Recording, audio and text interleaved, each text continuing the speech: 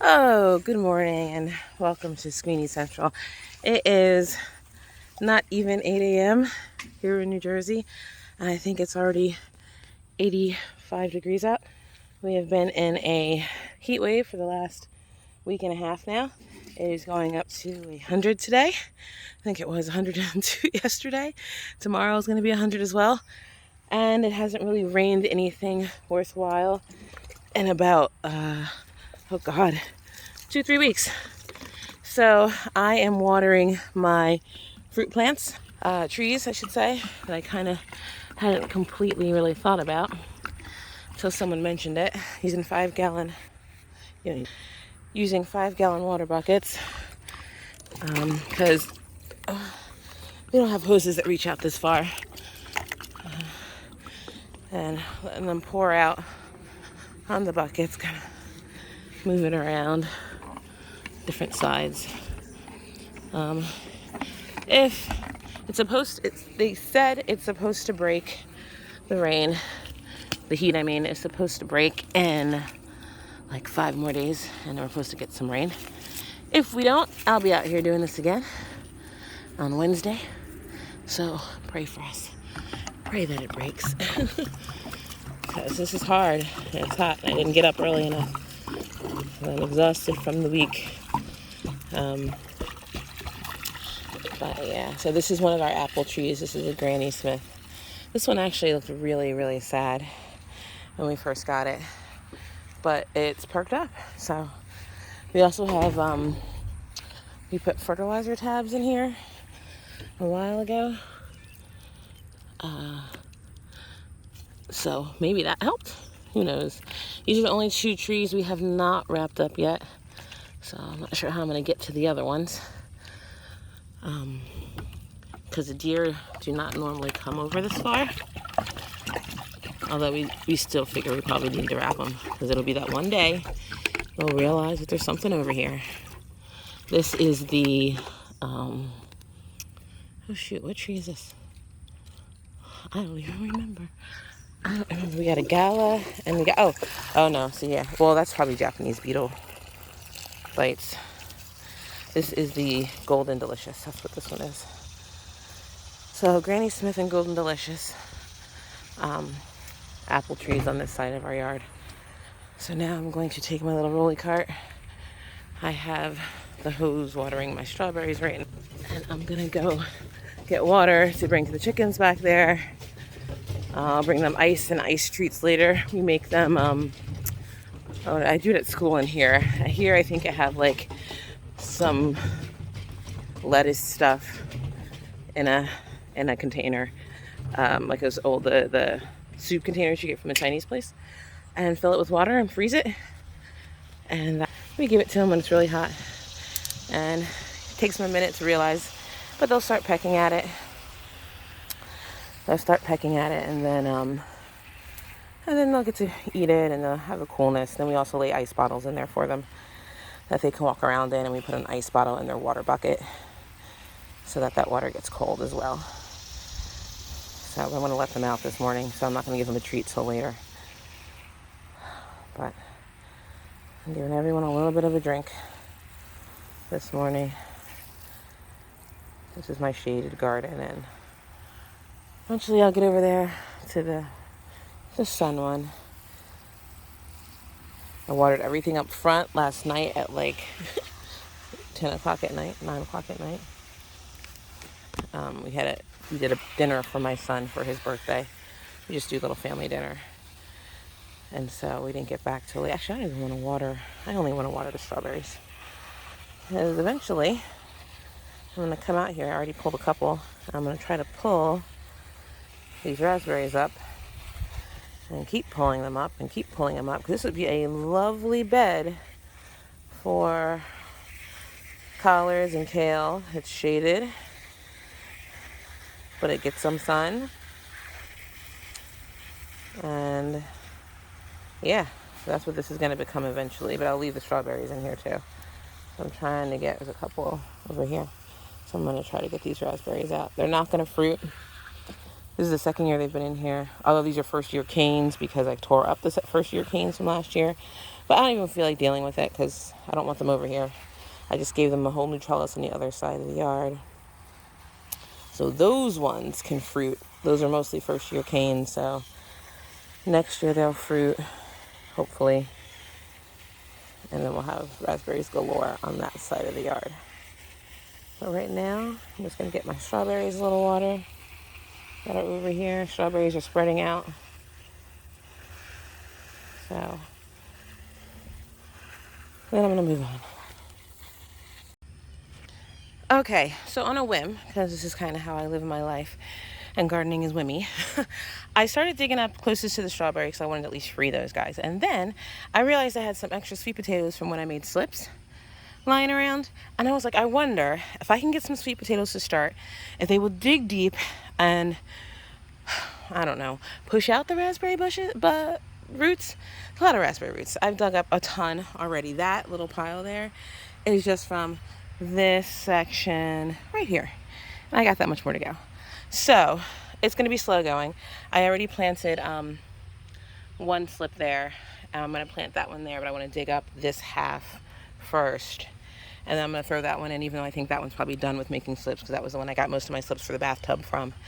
And we're going to see what happens. I don't want to use chemicals in here because my strawberries are in here. I may, if this doesn't work, although I have strawberries starting in the middle, I can always move the strawberries and lay down a thick layer, not even a thick layer, just lay down a weed barrier, more dirt, and then replant the strawberries on top, which is what I may end up doing. But for right now, since I'm not going to do that, I'm going to do this. And I'm going to lose lots of weight today because I am just out here sweating my butt off. All right, so I'll keep you updated on this and as videos go on. Back to work. Okay, so it's been a couple days since I started this video. Really hot. Didn't know what I was doing half the time. I was like just trying to on heat prevention mode and safety mode. So I am out here 2 days later, I think, from the beginning that I first started, and I my squash off because the vine borers have taken advantage, so to say. So I just cut two of the larger ones from right here, and as you can see right there, that is vine borer juju juice, and I didn't want it getting into the squash, so I cut that one. And then I had another one over here, the smaller one that was down there, that was the top of its stem. So if they are boring close enough to the vegetable fruit, it's got to come off, or else they will literally bore right into the fruit, and there goes your fruit. So I have to check the ones that are up here, because these guys are blue Hubbard squash, are not blue. They are not ready yet technically, but they will. So I've read they will continue to ripen off vine. But I'm going to check this one. This one is, oh, see that right there? Yep, cutting it off right now. That's got to go. That was not there yesterday. All right, this is a big sucker, so I got to put the camera down to get this one. So I cut it off. You can see a little damage right there. I'm going to cut that off too, and just make sure it's not, that the borer is not in that part of my stem. And these guys are going to stay outside in the sun to cure a little bit. But I may be cutting almost everything down today, and then taking the plants out, letting them dry a little bit, and burning them. I don't know why Kamaria is eating the leaf. I mean, I know it's her breakfast time, but golly. All right, let's do this. All right, so I got the squash out. Well, off. A lot of it is off the vine. I think I left some over here. These three that are young, and I don't know. I really don't think they'll do much yet if I take them off. Like you could use them as summer squash, but I'm gonna see if they can go another day. The bigger one probably definitely have to come off tomorrow. The butternut squash, luckily, is not susceptible to squash vine borers. That's what I've read, and that's what it looks like. I'm very grateful for that. I am gonna plant some more baby blue Harvard squash today, so they're not gonna be as big. I've already planted some sweet delicate squash, and here is crap. What was it? Let's see. It is, that's not what it is. It's not black eggplant. I forget what the freak I planted here. I planted something. I feel like it was some kind of melon though. It's not a squash. And then over here I had planted on this side, not this little section over here. It hasn't come up yet, but some sweet dumpling squash. And I planted it before, and I don't think it came up either. So this may tell me that the seeds are not good. But I'm gonna plant some more baby blue Hubbard squash. I'm gonna try to find some spaghetti squash, because all my spaghetti squashes disappeared, all my seeds disappeared, my Zeppelin seeds disappeared. I don't know what really happened, but I'm going to try to get those in the ground today also, and along with like a couple seeds of regular zucchini, because some of these plants are dead. Not dead, obviously, but they're on their way out, and they've got bugs on them. Like, I think that's a squash vine borer right there. It is. That booger right there is what's... Ew, and I squished it with my hand, but I don't think it died. Ah! Crap. I don't know where it went. But that's what lays the eggs. That eats the inside of your squash plants. Shoot. And I should have grabbed the whole leaf and pulled it off. Of course, I can't see it because it mixed in with the ground. Oh, there it is. Actually, I got it. Ow! Plant's biting me. It should be biting the freaking bug. Where is it? There it is. Dead. Hopefully there were no eggs in her. But anyway, okay. What I'm about to do now, as quickly as possible, because it's already 80 degrees and 7:30 or maybe 8 o'clock, I'm going to pull my blue potatoes. I'm actually trying to save the hay because I am going to replant potatoes here again in the next couple weeks for a fall harvest. So I'm just kind of saving it to the side. After I pull the potatoes up, I'm going to put it on top again, and then I'll just deal with it again when I'm ready to plant. So I'm just pulling it off. Really good way to, looks like there's nothing over here, but it did a really good job of keeping the weeds down. So I already pulled those 2, 3.